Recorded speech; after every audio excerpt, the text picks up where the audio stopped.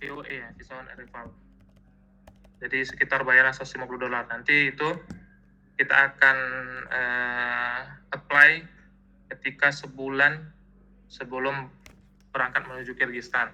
Soalnya di negara Turki atau Mesir gitu. Kemudian cek tiket pesawat, 3 keberangkatan awal sudah booking, sudah keluar tiketnya, sudah selesai lah, sudah keluar tiketnya. Adapun itu India, Saudi, Jakarta India, India Saudi, Saudi Mesir. Sisanya nanti menunggu schedule, insya Allah. Kemudian cek booking penginapan. Penginapan di India, Don, sudah di booking sekitar 50%. Nanti sisanya ketika sudah sampai di tempat. Adapun Saudi Arabia kemarin sudah konsultasi juga, nanti bisa dijelaskan PIC masing-masing. Kemudian Mesir, Turki juga still progressing, sudah ketemu, tinggal hanya perhitungan sama eksekusi booking. Kemudian Uzbek sudah di booking, sisanya masih menunggu schedule.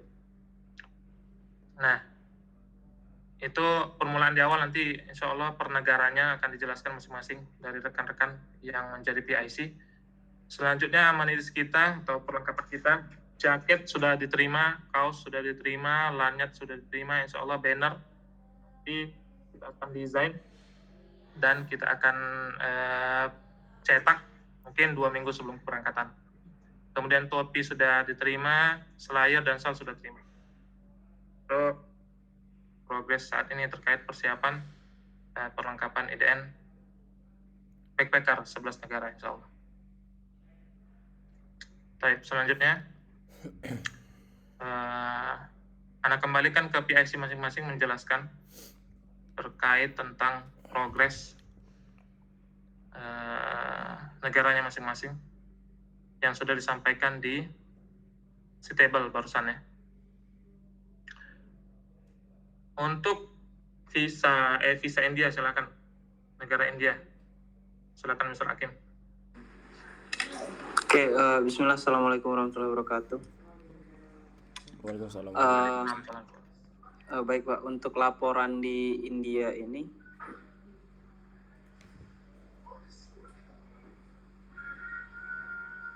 nih kok Pak Deddy keluar, weh? Mungkin nge-lag kali. Baru mau ngomong ditinggal.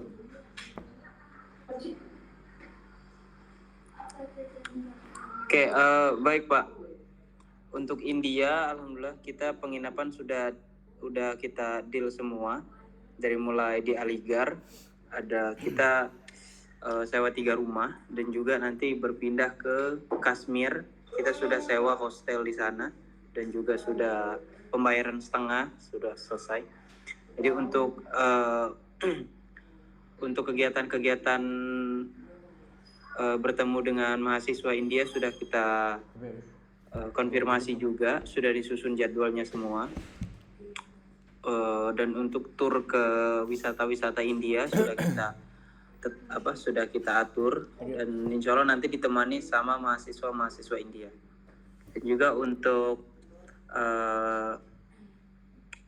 e-visa alhamdulillah semua sudah selesai, hampir semua ya. Jadi ada 3 siswa kita lagi yang masih daftar visa India ini, karena memang ada yang gampang banget diterima, dan juga ada beberapa siswa yang 3 kali nyoba baru diterima gitu. Jadi tersisa ada 3 siswa yang belum dapat visa India. Jadi saya sedang usahakan, yang saya handle sendiri. Insya Allah nanti di akhir bulan ini kita dapatkan visanya gitu Pak. Apalagi, dan transportasi juga sudah dihitung juga untuk biaya transportasi, makan. Alhamdulillah sudah dihitung kemarin beberapa bulan yang lalu ya. Jadi sudah kita himbau lah untuk keuangan semasa kita di India nanti. Gitu, Pak.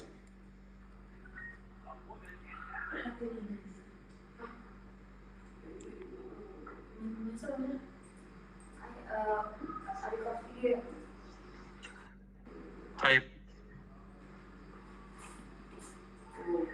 Selanjutnya, mungkin izin Pak Dedi ya. Nanti kalau misalnya ada yang mau langsung di apa kan gitu di gertak atau apalah gitu kan terkait tentang konsistenan ini, bisa langsung dieksekusi saja Pak ke PIC-nya. Takutkan nanti lupa di akhir-akhir. Silakan, lanjut. Baik. Selanjutnya Saudi Arabia, silakan Ustaz Akmal. Assalamualaikum warahmatullahi wabarakatuh.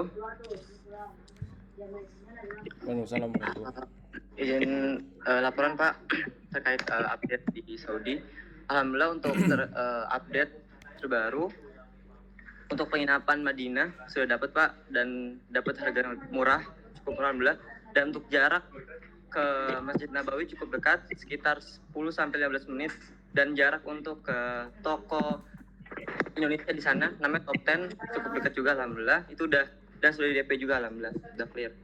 Untuk dan untuk penginapan di Mekah insya Allah kita pakai yang dipakai tahun izin Mekah, insya Allah udah komunikasi juga dengan Ustadz Arais juga, dan sedang dihitung untuk kira-kira kita kontribusi untuk bayar listrik berapa bulan berapa gitu, dan insya Allah lebih menghemat juga Pak, seperti itu.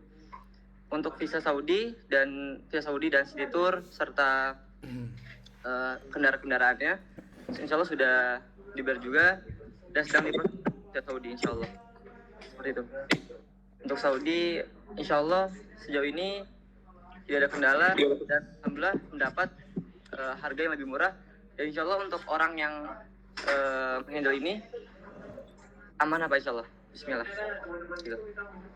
Syukran.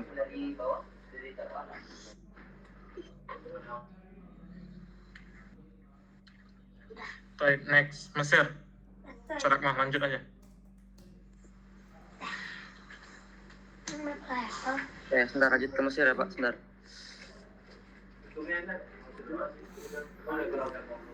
Oke, untuk di Mesir, alhamdulillah Pak, kemarin kan yang dari Bapak itu yang dapat nomor itu ya Pak ya.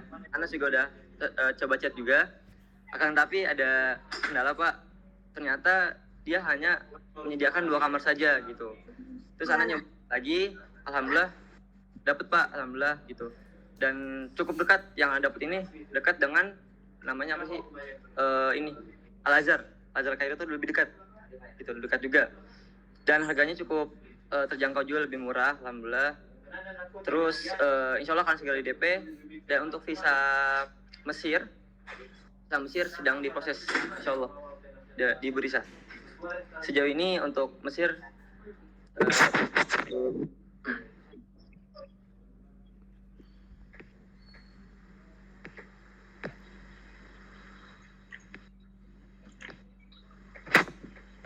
Oke, ini Ustaz Akmal. tuh. Oke, silakan Pak. Lanjut. Lanjut. Oke, Turki, silakan Mas Kenzi. Oke, bismillah. Assalamualaikum warahmatullahi wabarakatuh. Izin Pak, buat Turki sendiri, alhamdulillah udah aman. Penginapan, seperti yang waktu itu sempat saya cek Pak, penginapan di Turki dapat sebulan segitu. Harganya termasuknya lumayan murah juga, karena posisi langsung di Istanbulnya. Kemudian untuk jarak dari bandara sampai ke penginapan sendiri itu cuma sekitar 1 jam 30 menitan. Dan harga tiketnya kalau misalkan kita cek via Rontorio itu kurang lebih sekitar 95.000 per orang. Dan itu ada terus bisnya, jadi kayak semacam shuttle bus gitu. Terus untuk lokasi apa ya, kayak semacam mungkin refreshing itu saya jalan-jalan bareng anak-anak itu Istanbul. Kita nanti di Turki nanti kita bakal ada satu tempat untuk Sawi Palace. Insya Allah nanti akan dibantu. Kemarin udah tak tanya juga sama Pak Hussein terkait kalau misalkan tempat wisata di sana yang sekiranya anak-anak bisa refreshing, bisa belajar, itu beliau menjalankan Topawi Palace. Kemarin terakhir itu tak tiketnya kurang lebih harganya sekitar 300-an masalah per orangnya.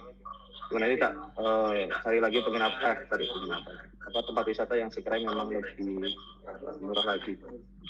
Terus untuk masalah makan dan budgeting yang lain sudah dihitung juga untuk makan di Turki. Insya Allah kita bakal kurang lebihnya 1 bulan kurang itu kita bakal lebih banyak masak di sana. Sama anak-anak juga mungkin bakal fokus buat ngerjain SKL, terutama yang TKC. Seperti Bapak pernah bilang itu, biar targetingnya kayak ujian SSNA di luar sama AWS di luar. Kurang lebih seperti itu Pak untuk Turki.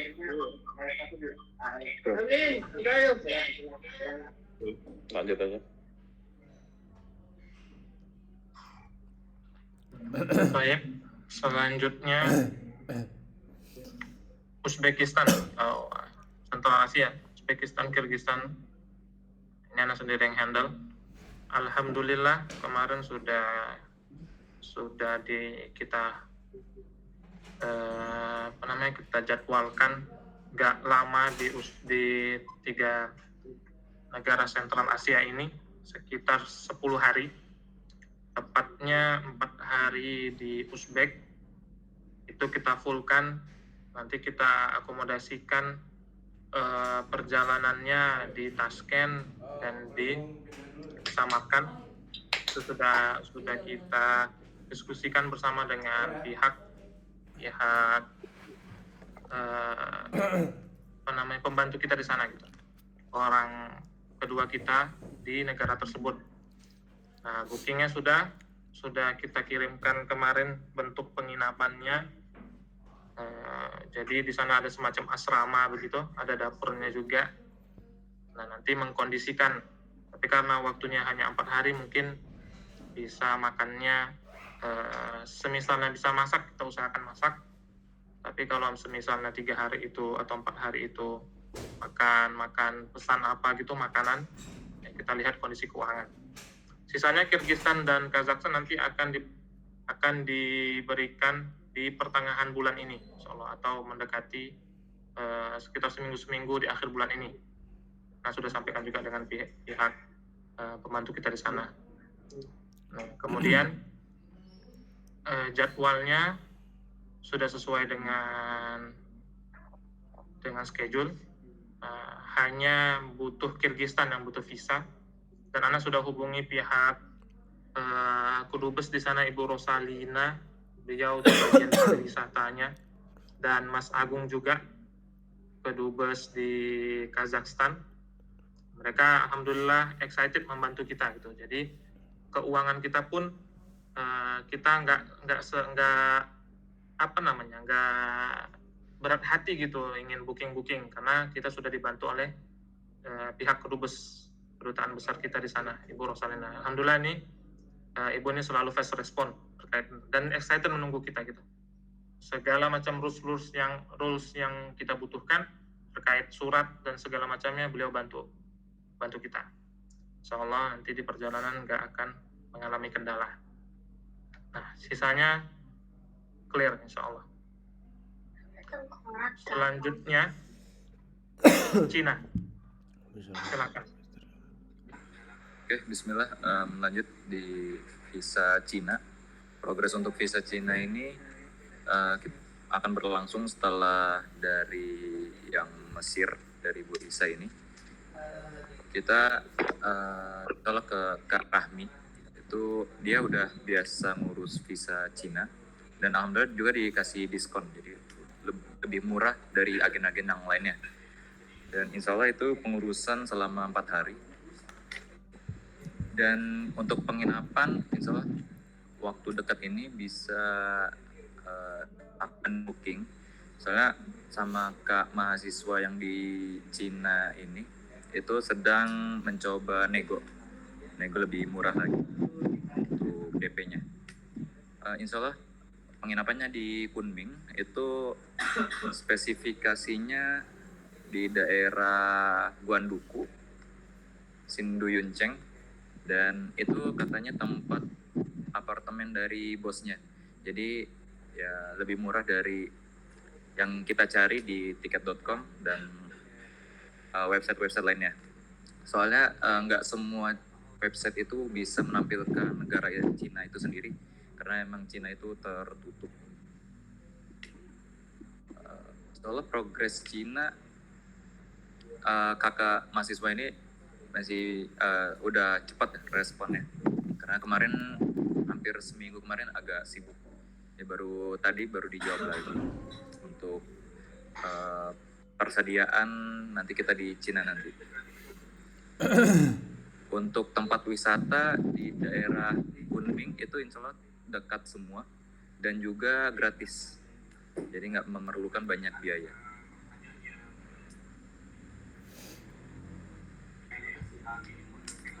Mungkin cukup ya, itu laporan visa Cina sekarang. Visa Cina, maksudnya negara Cina sekarang.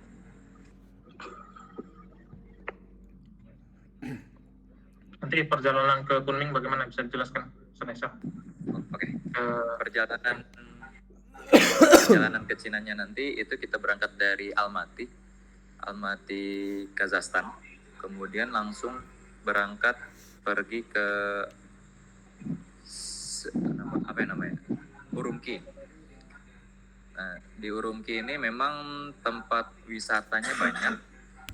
Namun untuk tempat penginapan atau juga orang Indonesia emang jarang di sana mahasiswanya. Jadi tidak memungkinkan kita stay di sana sehari. Jadi di sana itu ada railway station yang langsung pergi ke Kunming. Itu akan memakan waktu 2 hari. Jadi setelah kita scanning di perbatasan Urumqi, itu insya Allah jam 2 itu kita posisi, jam 2 pagi itu posisi udah di Urumqi. Kemudian kita keliling sebentar di daerah sana yang namanya itu Grand Bazar Urumqi, itu yang lumayan terkenal. Wisata-wisata orang Indonesia juga yang biasa dia transit. Kemudian biasanya lanjut langsung ke Beijing ya, kalau kita ke Kunming. Karena Kunming ini daerahnya lumayan dekat dengan stasiun yang akan menjadi perbatasan sama Laos nanti. Begitu. Insya Allah dari penginapan ke penginapan Kunming, Insya Allah setelah 2 hari perjalanan, itu sesampainya kita di Kunming, insya Allah akan disambut sama satu kakak mahasiswa PPIT Chengdu, namanya Kak Wendy. Nanti dia akan membawa kita ke penginapan. Nanti arahannya juga banyak dari Kak Wendy. Kemudian nanti pulangnya juga akan diarahkan ke stasiun Yunnan, Kunming Yunnan. Itu dekat ke arah perbatasan Laos nanti. Mungkin itu sih acara perjalanan selama di Cina, gambaran besar ya. Terima kasih. bisa lanjut, Laos, Thailand. Bismillah. Assalamualaikum warahmatullahi wabarakatuh. Izin untuk menyampaikan progres Laos dan Thailand. Alhamdulillah untuk Laos, mulai dari transportasi, itu alhamdulillah kita jalur darat yang sebagaimana pada di share kemarin di grup pas awal-awal, dan alhamdulillah itu lebih murah daripada naik pesawat atau bis ya. Dan juga kita kemarin udah konfirmasi ke mahasiswa yang di China itu untuk stasiun dari China ke Laos itu ternyata ada di Kunming Nansot. Itu untuk transportasi alhamdulillah. Dan untuk penginapan alhamdulillah kita dapat murah ya di Laos. Dan untuk penginapan di Asia mungkin itu gampang, masih kita bisa searching di booking.com, masih ada yang murah-murah di booking.com gitu. Ya untuk transportasi Laos dan penginapan di Laos alhamdulillah sudah clear. Dan lanjut ke Thailand, kita jalur darat lagi, bagaimana yang pada di share kemarin itu ada kereta dari Thailand langsung dari Laos bisa langsung ke Thailand. Dan alhamdulillah untuk harganya juga itu lebih murah, dan untuk penginapan alhamdulillah Thailand itu banyak pilihannya. Jadi kita kemarin Anda tuh dapat yang paling murah sekitar 50 jutaan itu untuk 2 pekan. Dan mungkin Anda masih cari yang lebih murah lagi dan bagus gitu. Mungkin itu untuk Laos dan Thailand.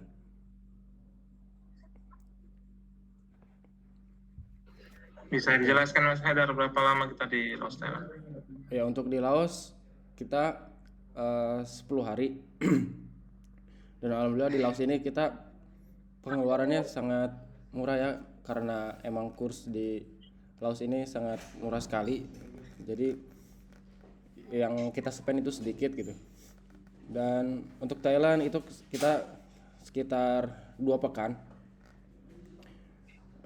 Dan alhamdulillah di Thailand udah tinggal fix ini aja sih, tinggal ngebandingin penginapan, dan alhamdulillah sih yang paling murah itu udah 50 juta untuk 2 pekan. Tapi anak masih cari lagi untuk yang lebih murah dan lebih bagusnya sih. Jauh cukup.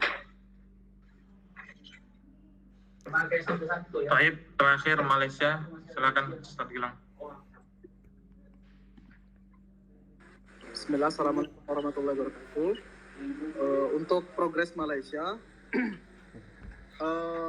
kita akan melalui jalur darat, yaitu melalui stasiun yang ada di Bangkok, naik kereta api, kemudian nanti ada transit, itu kurang lebih 18 jam. Ada transit di Padang Besar, kemudian ke Kuala Lumpur.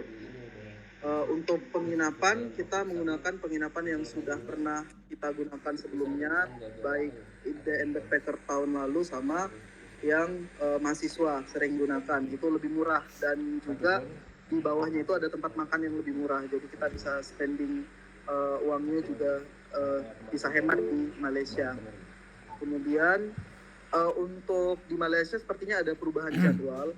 Kalau kemarin kan sebulan ya estimasinya, tapi karena kita melihat kurs di Turki semakin tinggi, maka kita memotong waktu yang ada di Turki dan kita alihkan ke Malaysia, sehingga di Malaysia ada penambahan waktu sekitar 1 bulan 1 pekan gitu. Jadi untuk penginapan itu berkisar di antara 20 jutaan kalau dikurskan ke rupiah untuk 3 tempat apartemen.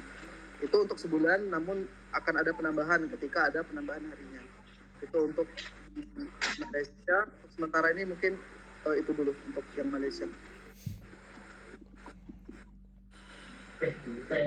Mungkin itu seluruh penjabarannya Pak. Mungkin ada koreksi atau bagaimana Pak?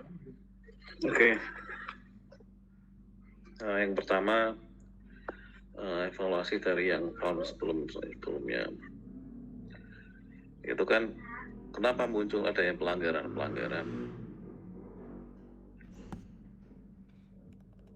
Maka pelanggaran tersebut muncul karena kurangnya pengawasan, kurangnya kebersamaan. Artinya guru lebih suka ngumpul dengan guru.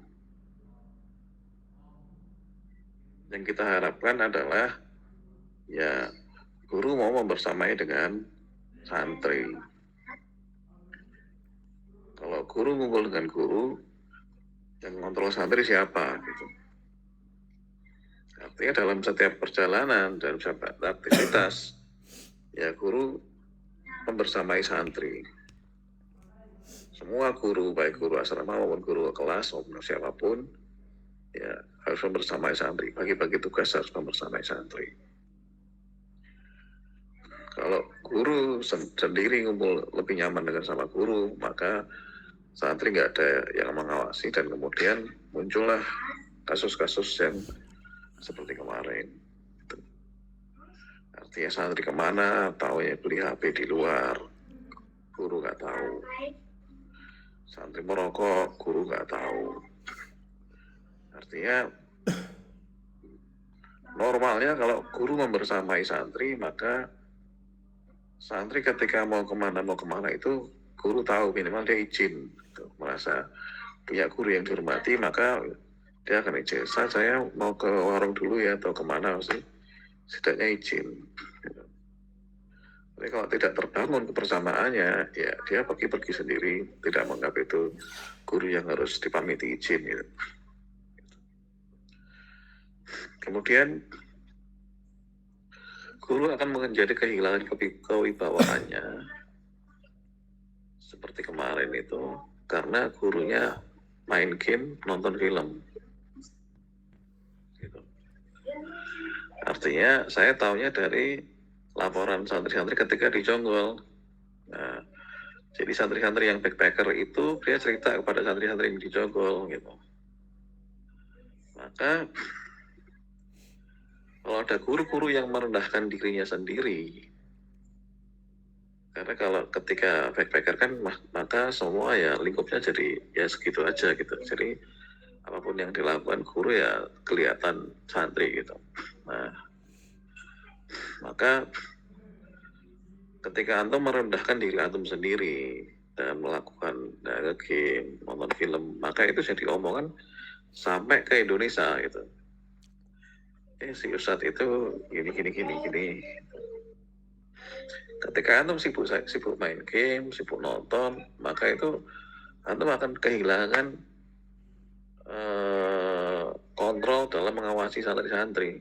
Antum sudah punya hal yang baru di situ gitu. Nah, ya saya berharap antum menjaga marwah antum, diri sendiri antum gitu. Pada jadi omongan di belakang oleh santri-santri antum, ya antum sebaiknya bisa menjaga diri antum di sana sehingga antum itu bisa menjadi sosok yang bisa diteladani oleh santri. Karena apapun yang antum lakukan di sana itu pasti dilihat santri, akan diikuti santri. Maka adalah penting untuk antum menjaga diri antum sendiri. Mungkin antum nggak merasa itu ya biasa aja, hal yang biasa. Cuman itu jadi omongan sampai ke Indonesia gitu. Jadi antumnya masih di luar negeri, masih di mana, santri di Indonesia ngobrolin itu gitu. Nah itu jadi bahan temuan yang sekiranya mungkin antum perlu jadi perhatian. Kemudian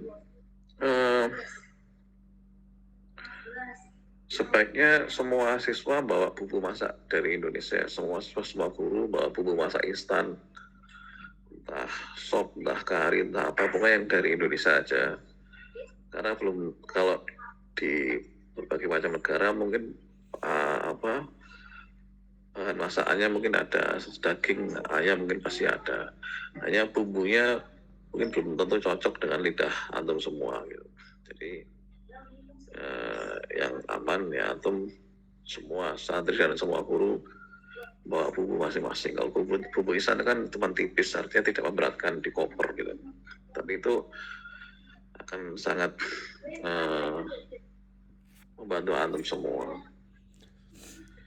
Kemudian perlu masing-masing guru dan siswa perlu membawa tumbler yang ada colokan listriknya. Jadi nanti antum butuh penghangat ketika di India yang sedang musim salju, maka ya sebaiknya masing-masing punya ya penghangat masing-masing itu sehingga nggak kedinginan, nggak sakit gitu. Karena tahun kemarin banyak yang sakit gitu. Ya antum bawa minuman hangat lah. Semua harus suruh bawa teh, celup ataupun kopi, pokoknya yang instan itu dibawa. Karena itu kemarin banyak sakit karena itu. Tapi jarang minum yang hangat, mau minum mungkin nggak mudah. Kemudian penulisan buku itu, menulis buku harus dikontrol. Kemarin bilangnya dikontrol, kenyataannya pas di akhir kemarin ketika dicetak semuanya buku, ada beberapa buku yang nggak ada namanya. Jadi nggak tahu ini bukunya siapa. Artinya kalau nggak ada namanya, berarti kan ini gurunya nggak ngontrol. Artinya biasanya cuma dikasih link spreadsheet, santri ngisi sendiri. Atau kasih form, santri ngisi sendiri. Linknya itu nggak pernah dibuka gurunya, bahwa ternyata ketika diklik linknya request akses, nggak bisa dibuka. Atau linknya sekedar link tapi nggak ada isinya gitu. Atau pas diklik gambarnya kurang pantas gitu. Nah, sampai kemarin itu yang terjadi ada beberapa buku yang nggak ada namanya. Ini kan artinya guru nggak ngontrol. Kalau guru ngontrol pasti akan mengingatkan, ini tulisannya siapa ya, mohon di bukunya dikasih nama gitu. Itu sekedar sesuatu hal yang simpel gitu. Artinya yang namanya kontrol pengawasan ini ketika antum masih di Indonesia antum bisa ngomong seperti itu. Tapi kenyataannya nanti ketika di luar sana itu sudah urusan masing-masing, kadang sudah saking jengelnya dengan santri sudah nggak mau ngurusi lagi dan macam-macam lah. Maka ya selaku ketua antum mesti sering memotivasi tim antum semuanya, karena di sana nanti bisa jadi tingkat stresnya lebih tinggi, ngurus santrinya lebih berat dibanding ketika di Indonesia. Kemudian dalam semua perjalanan pasti selalu ada yang barang ketinggalan. Sampai kemarin itu kasus paspornya hilang. Kemarin ada yang bantu dari pihak anggota DPR ngapus ke Kedubes. Nah, saya nggak tahu angkatan ini apakah ada orang tua yang tidak anggota DPR yang bisa ngapus lagi. Gitu. Artinya kalau kemudian paspornya hilang, maka prosedurnya adalah antum mengurus ke Kedubes, ngurus surat SLPP, surat laksana perjalanan pulang, gitu. Paspor, laksana paspor. Antum mesti balik ke Indonesia, ngurus di Indonesia, nanti berangkat lagi. Nah, itu repot lagi.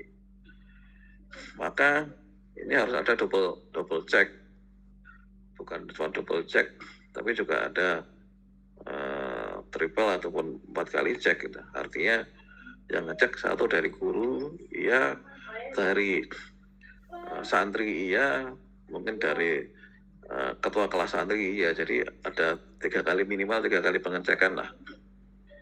Misalkan di bis turun dari di bis, maka ada satu guru yang ngecek, menyisir semua bis, memastikan nggak ada barang tertinggal. Guru keluar nggak ada, habis itu santri ngecek di situ, nggak ada tertinggal. Habis itu santri yang lagi ngecek, minimal 3 kali cek, maka baru kemudian bisa jalan. Karena kemarin sudah saya sampaikan seperti itu. Artinya ketika di Indianya baru berangkat sampai India pun kehilangan, kemudian kita sampaikan seperti ini untuk double check. Ternyata baru berangkat ke Kashmir aja kunci hotel ke bawah gitu. Pas kemudian dari Kashmir ke nyebrang ke Pakistan, laptop ketinggalan, gitu. Paspor hilang. Nah, maka berdasarkan pengalaman seperti itu harus ada minimal 3 kali pengecekan. Atau ketika perjalanan harus ditugaskan guru siapa yang waktu hari itu akan ngecek, santri siapa yang akan ngecek, santri ketiga siapa yang ngecek, minimal 3 kali pengecekan. Dan antum sendiri ketua nanti akan ngecek di akhir gitu. Artinya memastikan semuanya itu siap, tidak ada yang hilang. Demikian juga tiap hari kalau perjalanan harus dicek. Semua santri dicek, paspornya ada nggak? Jadi setiap hari dicek memastikan paspornya ada. Gitu. Karena kemarin kan kasusnya di Saudi, begitu mau berangkat ke Madinah, paspornya nggak ada. Gitu. Maka paspor harus ada semacam checklist paspor harian, memastikan itu paspornya nggak hilang. Misalkan hilang pun masih di hari kemarin setidaknya, masih di hari itu juga setidaknya. Nggak sudah berhari-hari, begitu mau berpindah kota, berpindah negara, baru dicek kok nggak ada paspornya gitu. Nah itu akan kesulitan. Maka ketika perjalanan di bis ataupun di pesawat atau apapun, harus ditugaskan minimal 1 guru dan minimal 2 santri.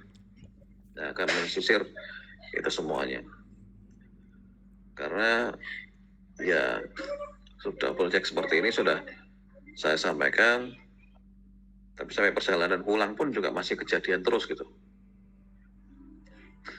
Artinya ya namanya kalau mereka biasanya kan di pondok naruh barang lupa, laporan ke orang tua hilang gitu, ke orang tua dicuri orang, padahal lebih karena keteledoran dia nggak bisa menjaga barang-barangnya dia gitu.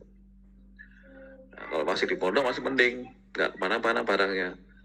Tapi kalau masih luar negeri, apalagi yang hilang itu paspor, ya itu repot. Terus tidak ada paspor, tidak ada laptop, tas laptop yang ditenteng. Nah, itu sudah berkali-kali kejadian. Tas laptopnya ketinggalan.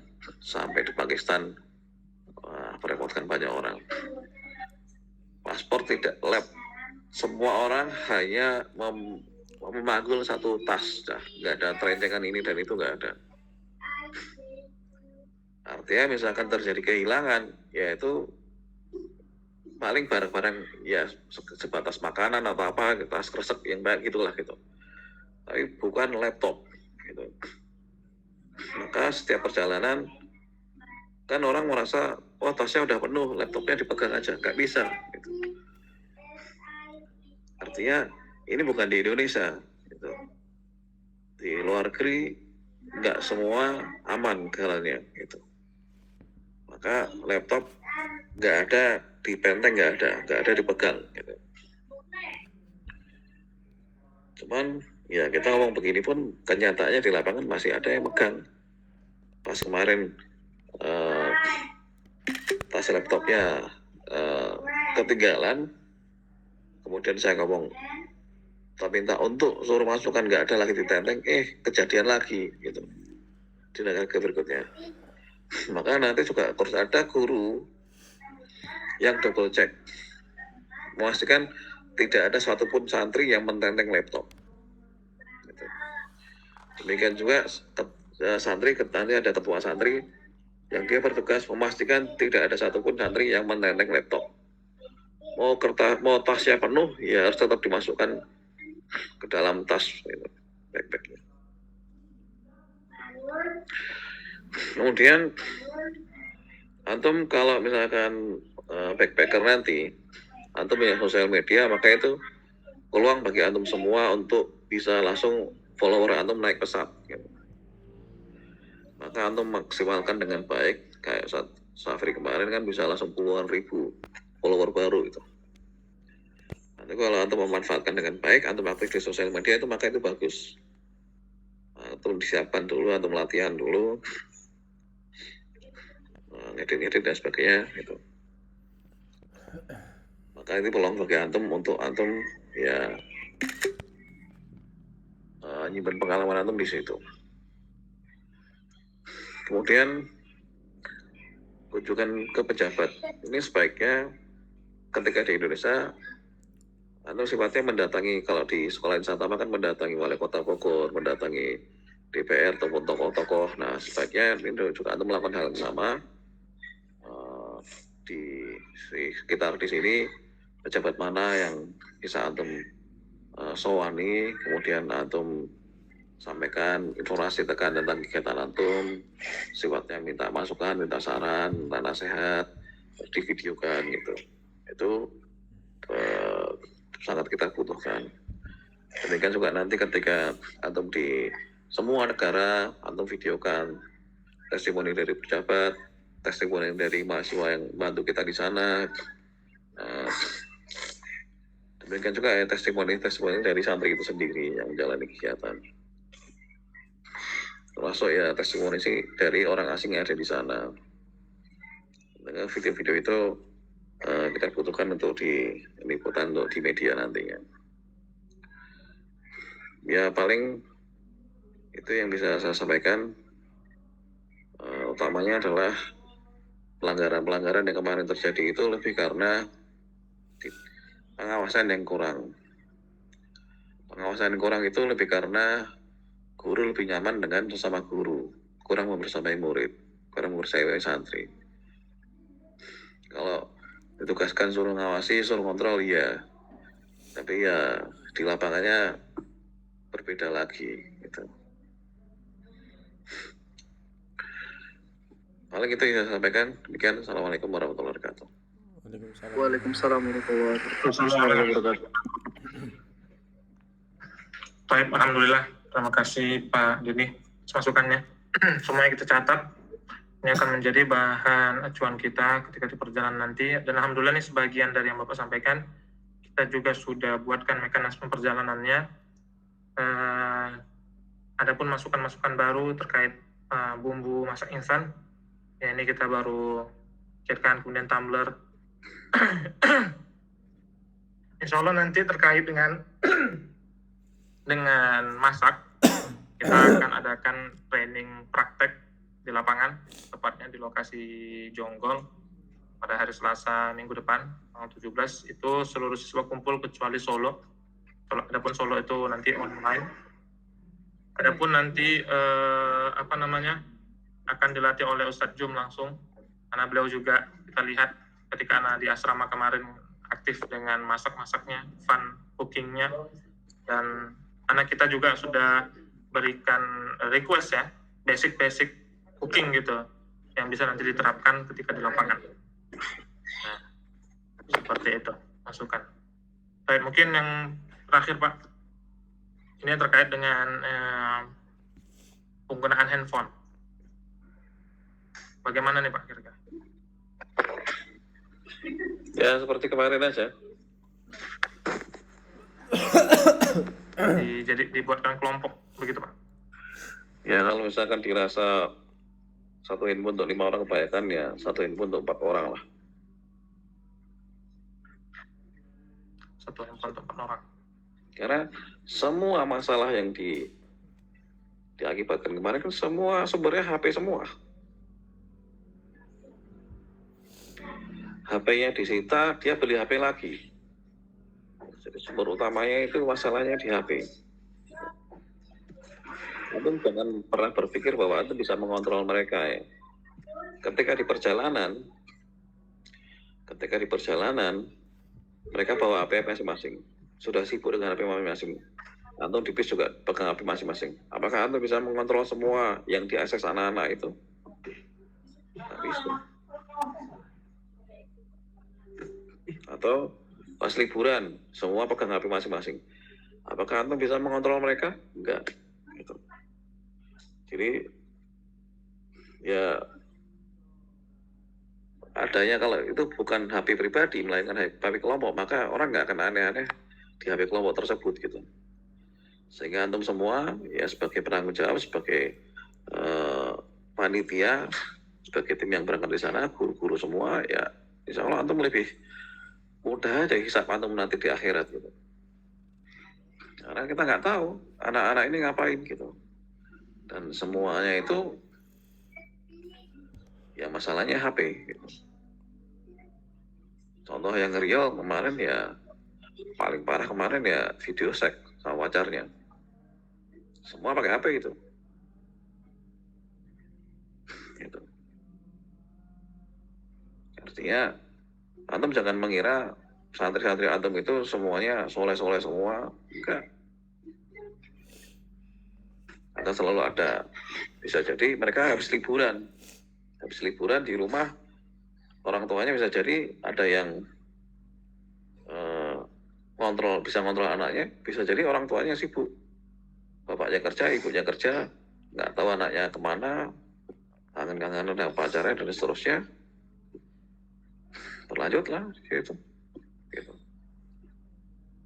Maka ya saya terserah kalau menerima kabar-kabar begitu di luar di sana itu saya ya merasa bersalah gitu.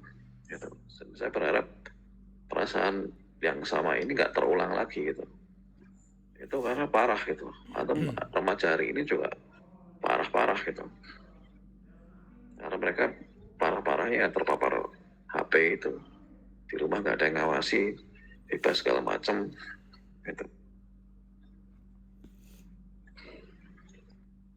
Itu kan dua-duanya kasusnya seperti itu juga. Pacaran semuanya gitu. Pacaran itu butuh telepon-teleponan, butuh kontak-kontakan, butuh perhatian segala macam gitu. Semuanya butuh HP. HP yang disita, dia bawa 2 HP. Dua-duanya dia disita, dia beli iPhone. Gitu. Itu antum tidak akan bisa berpikir seperti mereka ini. Artinya ini hal yang luar nalar kita itu bisa mereka lakukan kemarin itu. Gitu. Jadi ya saran saya untuk memudahkan hisab antum nanti di akhirat ya lebih baik pakai HP bersama. Paling itu. Izin Pak, interupsi Pak. Jadi sebenarnya sebelum kita sampaikan ke orang tua, kita juga udah diskusi, dan setelah kita sampaikan ke orang tua, jadi memang banyak sekali kontra dari orang tua. Ya kalau kita sih sebenarnya yang mana saja dan yang lebih baik gitu ya, tapi dari orang tua sendiri bahkan ada pernyataan kenapa hal ini tidak disampaikan dari awal seperti itu. Jadi orang tua menyayangkan hal tersebut.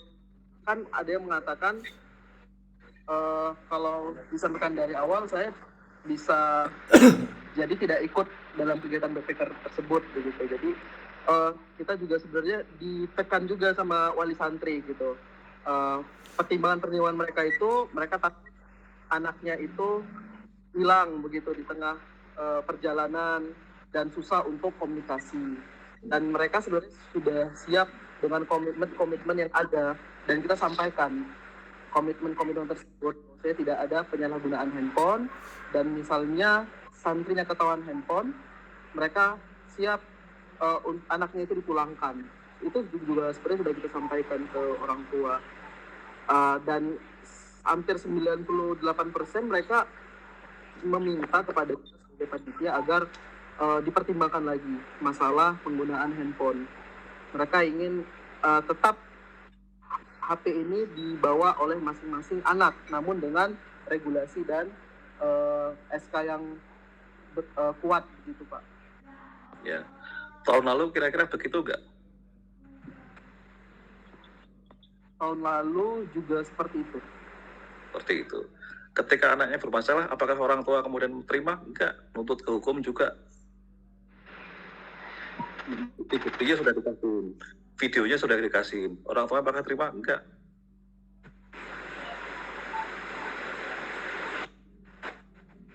Gitu. Mungkin perlu dibuat surat komitmen Pak yang ditangani juga dari santri dan orang sendiri. Tahun lalu mereka bikin komitmen enggak?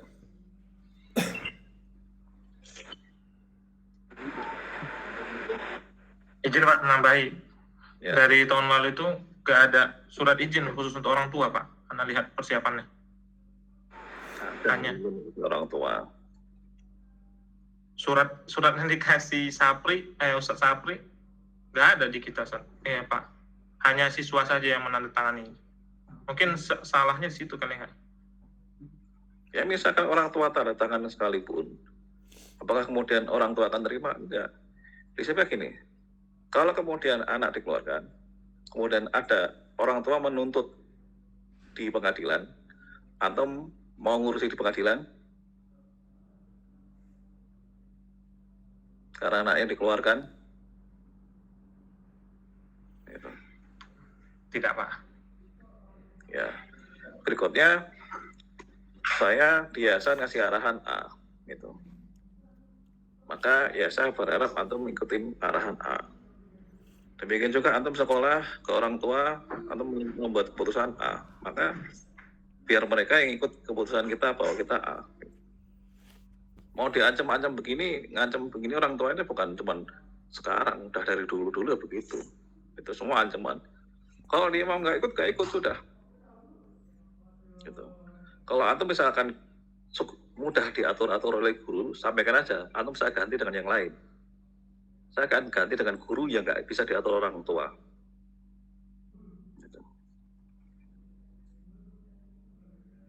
Artinya mau sebelum berangkat, Pak saya nggak enak Pak sama orang tua diatur ini. Sampaikan aja. Atau misalkan saya ganti dengan guru yang lebih tangguh. Gitu. Artinya kita sekolah jangan sampai ikut orang tua. Kalau antum merasa saya nggak sanggup Pak orang tua begini-begini, sampaikan aja. Antum saya ganti. Gitu. Saya butuh guru-guru yang tangguh, butuh guru-guru yang ya kita memegang teguh peraturan yang sudah kita tetapkan. Di lapangan nanti akan berbeda macam-macam gitu. Kemarin orang tua pas berangkat saja sudah kita SP3, kepala sekolah sudah datang ke sana, sudah ke rumahnya datang, sudah kita warning, tahu anaknya bermasalah, video-videonya sudah kita sertakan, bukti-bukti yang terkait. Namanya orang tua tetap harus akan bela anaknya. Sejelek apapun, separah apapun anaknya, pasti orang tua itu memang tugasnya orang tua membela anaknya. Gitu. Nggak ada yang namanya terima ini dan nggak ada. Gitu. Ya, kasus LGBT sekalipun kan juga sama. Semua orang tua pasti belain anaknya. Jangan orang tua yang anaknya ngerokok yang kita keluarkan juga semua pasti belain anaknya. Gitu. Masalahnya ada yang sampai cuma sekedar ribut rame-rame komplain dan itu ada yang sampai ke pengadilan. Kemarin salah satu kan ada yang mau naik ke pengadilan, nah, sampai kontak ke pengacara, minta tolong siapa. Nah, kalau antum misalkan terjadi seperti itu dan dikeluarkan, saya nggak mau nyiapin pengacara, antum hadapi sendiri. Karena pasti dituntut gurunya bukan sekolahnya. Gitu. Prinsipnya kalau saya cuma itu aja. Kita sekolah tentukan A. Sudah. Di lapangan pasti ada perubahan, pasti banyak segala macam hal yang terjadi. Itu.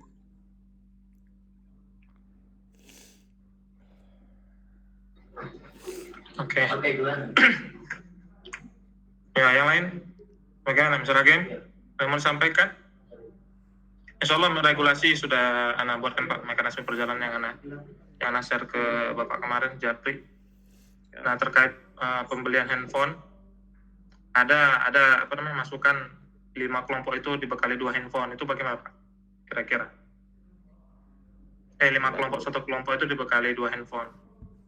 1 kelompok berapa orang? 5 orang Pak. Atau ditambah 6 orang gitu? Total berapa orang? Peserta total 50.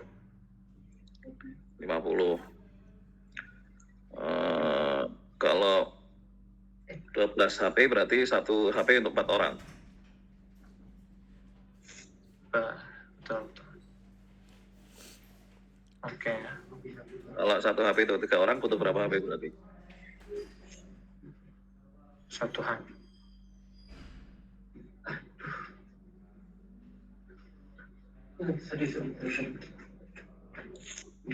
Ya, paling yang bisa kita bantu, kita upayakan 3 orang 1 HP boleh lah.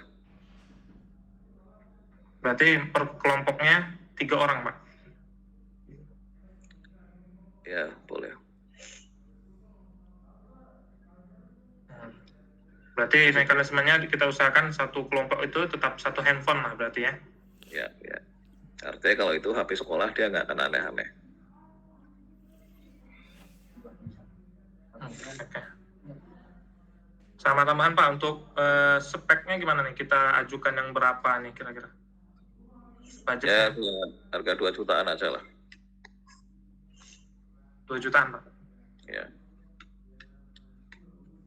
Kecuali dari anggaran di backpacker kemarin masih ada sisa bisa dipakai lagi ya boleh aja.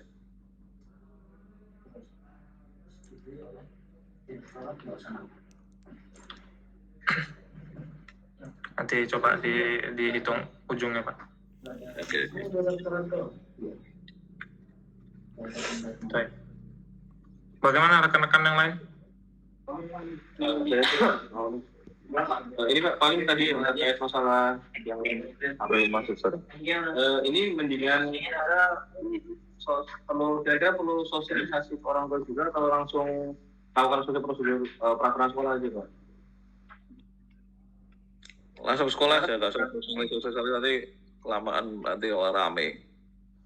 Berarti nggak perlu sosialisasi ya, langsung aja berarti. Ya. Kita kegiatan apapun itu pasti ada orang tua yang komplain ini dan itu. Misalkan Eduris ke Lampung, itu nanti pasti ada orang tua yang rame, ini ombak Lampung sedang tinggi-tingginya, kasih artikel link ini. Kita bikin program naik gunung sedang hujan, musim hujan, kasih artikel musim ini. Kita bikin visi survival di Jogja seminggu, orang tua ngasih artikel kejahatan klinik di Jogja sedang tinggi-tingginya. Kalau semua yang disampaikan orang tua kita turuti semua, itu kita nggak ada kegiatan yang jalan. Gitu. Maka kita jalan aja, orang tua ikut gitu. Karena kita yang ngurusi sekolah. Orang tua sendiri di rumah belum tentu ngurusi anaknya. Liburan besok, ya bisa jadi orang tua sibuk dengan kerja masing-masing. Anaknya ngapain, ngontrol apa, nggak keurus juga. Bisa jadi ada orang tua yang baik, iya. Tapi bisa jadi nggak semua orang tua itu 56 santri itu orang tuanya baik-baik semua. Enggak, belum tentu mereka bisa mengarahkan gitu. Kalau 10% aja yang bermasalah dari 5 anak itu udah rame itu. Kemudian di grup kemarin ada orang tua rame dan segala macam. Itu maka kita balas begini, kita remove sekiranya penting silakan datang ke sekolah, tidak dibahas di grup. Orangnya kita remove, kita kick dari grup itu. Jadi jangan sungkan ngurusi orang tua yang rewel gitu. Kita aturannya begitu. Kalau dia balas, nanti dia balesin lagi panjang nggak selesai, malah nggak kondusif di grup dikunci, orangnya di remove. Kalau sekiranya dia penting, silakan datang ke sekolah, nemui kepala sekolah gitu. Untuk dibahas di sekolah, bukan rame di grup gitu. Nah, kadang orang tua modelnya segitu tuh banyak gitu. Zaman sekarang memang eranya orang tua ngatur-ngatur sekolah gitu. Jadi ya itu hal yang biasa. Yang penting kita ya teguh aja.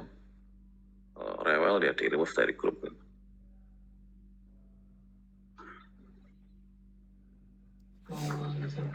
Oke.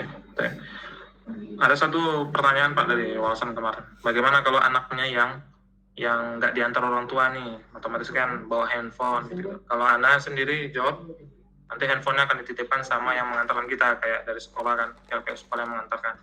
Ya, betul. Atau ada solusi? Ya betul, seperti itu. Sudah oke. Nanti kan antum setiap hari akan update perkembangan anaknya. Antum akan anaknya kita lengkap, insya Allah jelas kita kembali pemberangkatan ke Kashmir misalkan, alhamdulillah santri semua lengkap gitu. Selama di PIS juga akan dikirim foto-foto video terus, semua akan dikirim itu. Yang penting itu mengupdate kondisi santri, penting itu. Kita kegiatan keluar kan ini bukan yang pertama. Kegiatan keluar kita backpacker sudah berkali-kali, Eduris ke Lampung, ke Palembang juga sudah berkali-kali, Visi Survival sudah berkali-kali, kan juga nggak ada yang hilang. Kemarin itu yang terjadi di Pakistan kan ada salah satu santri yang kabur tuh. Kabur pun jam 2 dini hari pun kita cari itu. Artinya ya itu artinya tanggung jawab gitu. Kalau masalah hilang ya kita cari gitu. Karena zaman sekarang ini sangat sulit hilang kalau antum membersamai santri gitu. Yang masalah kan antum sibuk sendiri dengan sesama guru, sehingga pengawasan terhadap santri nggak melekat, tahu-tahu santrinya hilang nggak ada gitu. Karena kabur gitu. Selama antum bisa kontrol santrinya, oh ini sih itu artinya sehari-hari selain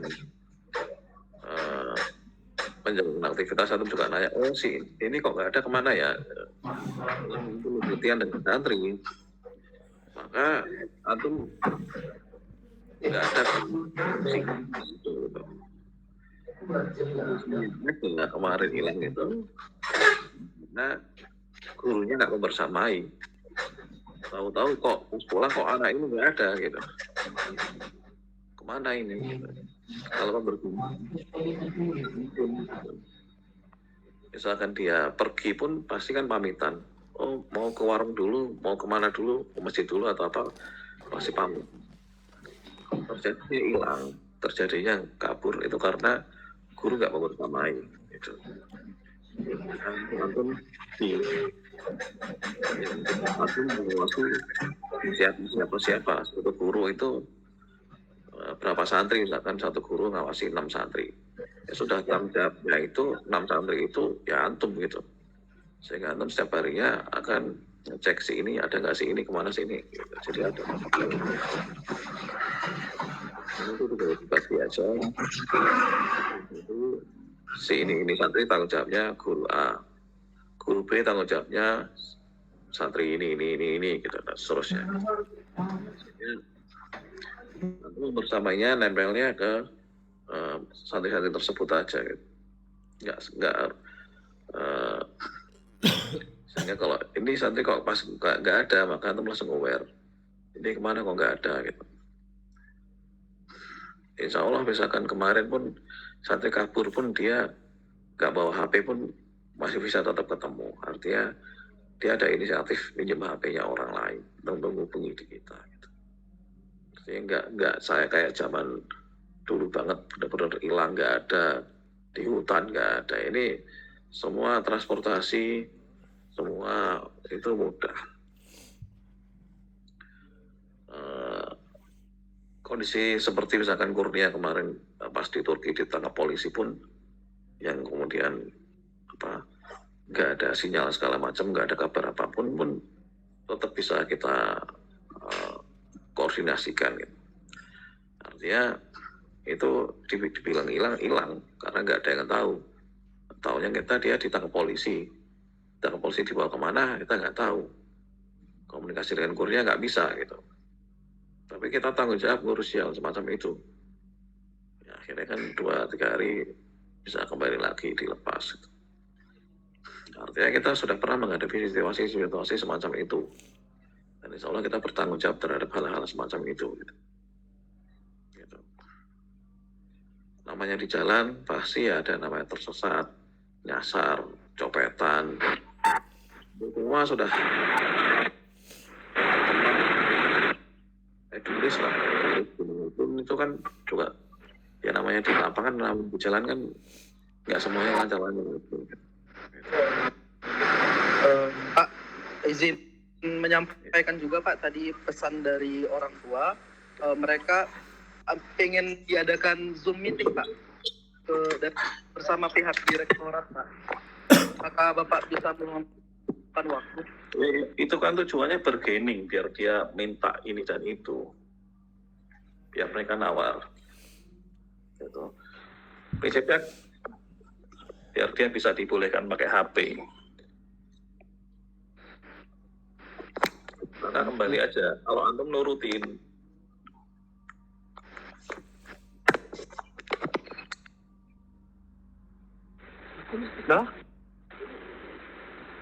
Kok live guys?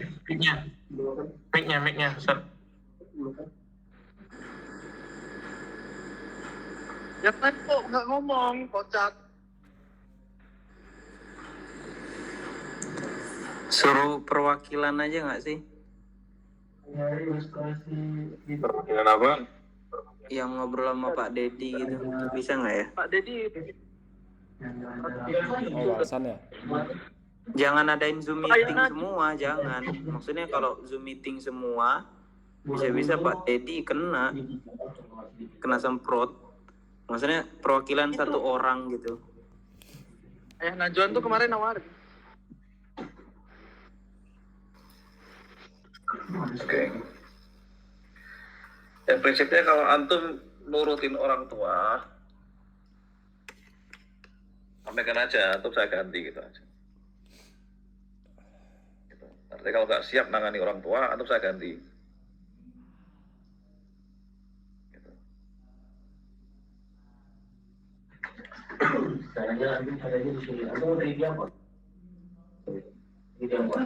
Prinsipnya kita yang punya program, silakan orang tua ikut.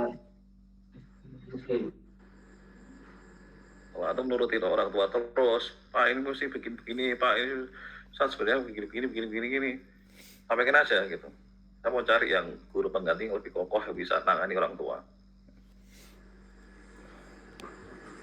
Daripada bermasalah ketika berangkat, orang tua rewel atau nggak bisa nangani, orang tua begini atau nggak bisa nangani. Penting pasti Indonesia disampaikan. Kalau antum nggak bisa nangani orang tua, nggak usah ikut. Gitu.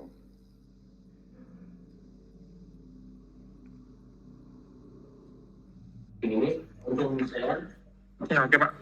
Nah, insya Allah siap-siap. Ini sudah pelatihan leadership teman-teman kemarin.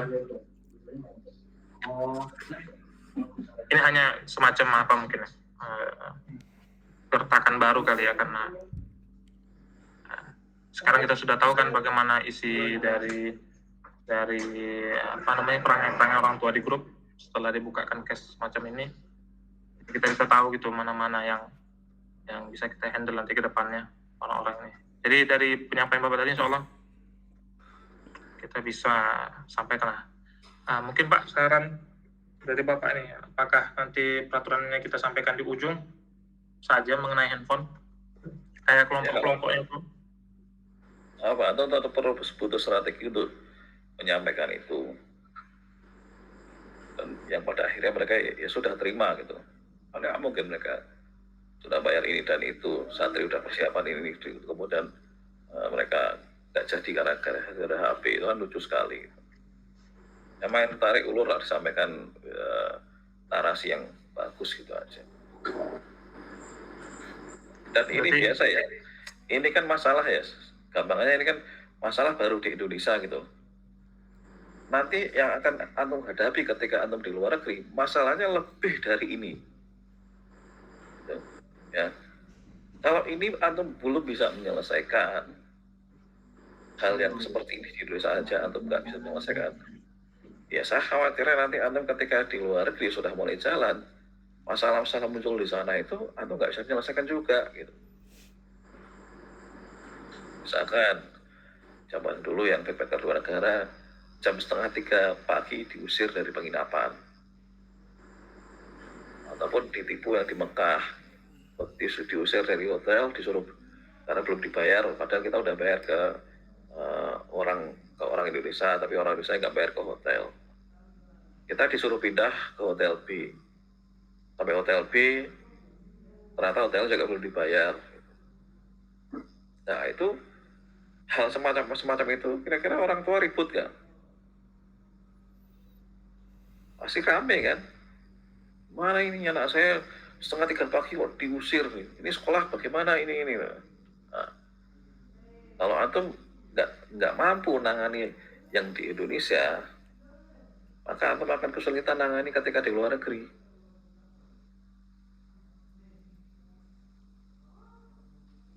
Ketika misalkan kemarin mau masuk ke Pakistan, tapi ada 1-2 santri yang tasnya ketinggalan, sehingga semua harus nungguin berjam-jam lama ngejar nyari tasnya dulu, mana dulu, itu juga komplain rewel ini ya ada.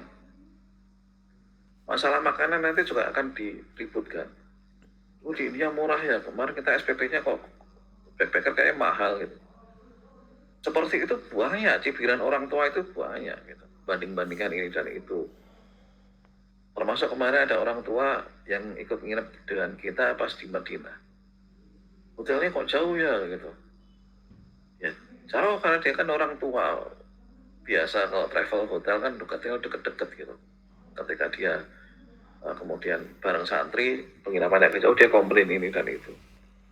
Rame di grup komunikasi. Orang tua lain ada yang merespon, ya nggak apa, itu namanya anak-anak biar jadi tangguh, tidak mengeluh gitu. Tapi orang tua yang ini rewel terus gitu. Maka nangani orang tua rewel, ya itu mesti ada strateginya. Gitu. Kalau misalkan antum nggak bisa nangani, ya antum eskalasi. Ketuanya, koordinatornya eskalasi. Gitu. prinsipnya ini belum apa-apa loh, belum berangkat loh. Nanti yang akan antum hadapi di luar sana lebih kompleks lagi, bisa jadi 10 kalinya dari ini. Kalau perlu berangkat aja antum nggak bisa nangani, maka ya antum saya ragu ketika nanti di lapangan akan seperti apa. Misalkan kayak kemarin ke India jam 1 pagi, supirnya turun dari bis, ngambek, dan segala macam. Itu kan sesuatu hal yang orang tua pasti khawatir. Ya. Dilapor ke anaknya lapor ke orang tuanya misalkan. Mudah lapor ke orang tua, mudah ngadu ke orang tua. Ini anaknya gimana, supirnya gimana, sekolah penanggung sekolah gimana, dan seterusnya. Ya, tapi tinggal kasih penjelasan, yang penting atau bertanggung jawab. Kita nego ke sopirnya ini dan itu akhirnya benar jalan lagi misalkan. Tapi kalau segala macam permasalahan itu antum harus ngikutin orang tua, keinginan orang tua di sini ya antum disetir orang tua terus. Gitu. Padahal ini kita berangkat aja belum, gitu. Berangkat aja belum. Gitu. Maka ini kan ujian awal bagi antum. Antum lolos gak dengan hal semacam ini? Tangani masalah seperti ini, antum bisa nggak gitu. Ya harapannya saya antum bisa menangani yang semacam ini, itu biasa. Semua kegiatan kita itu ekstrim gitu. Live in misalkan, di pantai, di nelayan, 14 jam di ombak. Orang tua pasti ada yang komplain. Isu survival di Jogja, orang tua komplain. Gitu. Apakah komplain itu harus kita penuhi? Harus kita kemudian gitu orang tua ya enggak, kita punya kegiatan program yang jalan sendiri.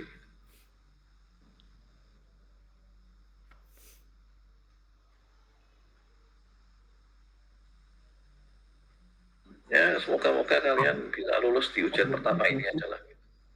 Insya Allah bisa.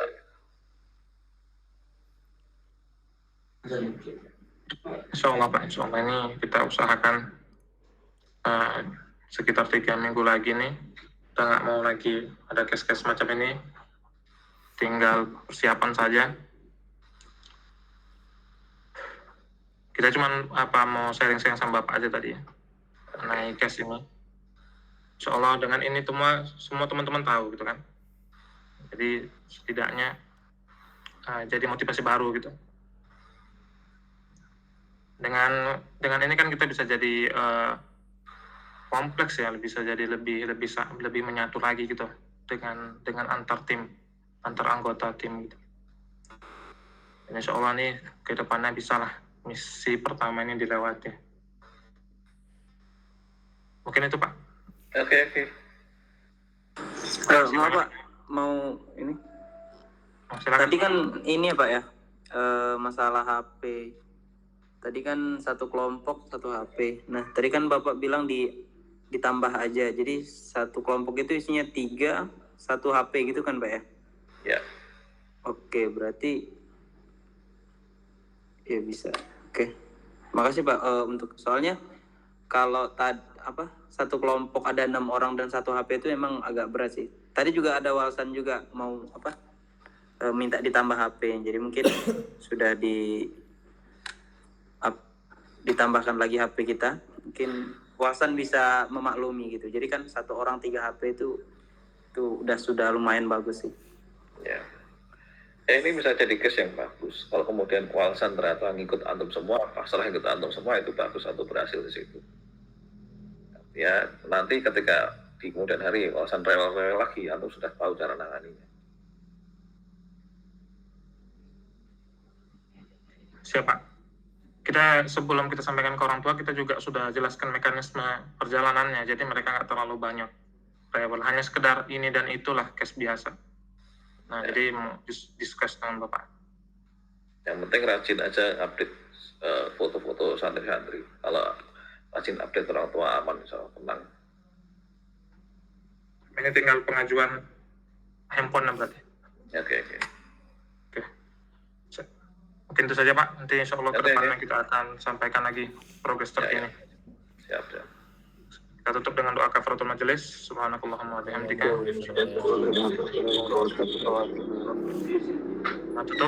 Assalamualaikum warahmatullahi wabarakatuh. Waalaikumsalam warahmatullahi wabarakatuh. Ya. Tunggu.